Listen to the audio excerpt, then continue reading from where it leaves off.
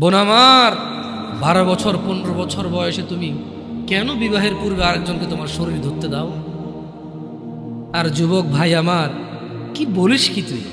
এই পৃথিবী আর পৃথিবীতে যা আছে এর চেয়ে মূল্যবান হচ্ছে এই মেয়েটা। তো এরকম মূল্যবান একটা জিনিস ওর ধরে ছুঁয়ে তুই ওকে ওর মূল্য কমিয়ে দিবি? এত বড় জুলুম ওর প্রতি তোর!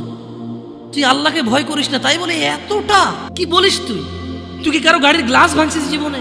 না। কেন ওর লস হবে? তুই কি কোনোদিন কোনো মানুষকে ঘুষি দিছিস? না। কারণ তাহলে ও বেচারা কষ্ট পাবে। তুই কি জীবনে কারো পেটে ছুরি ঢুকাই দিছিস? না।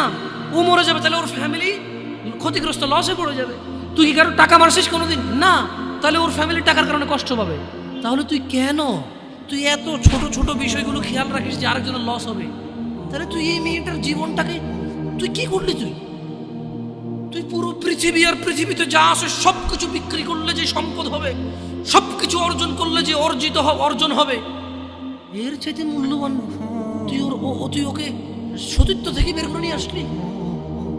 তুই তোর সামান্য ডিজায়ার ফুলফিল করার জন্য, যেটা আল্লাহ তোর জন্য বৈধ করেছে, কবুল বললে তোর বাপের দোষ, আল্লাহর তো দোষ না।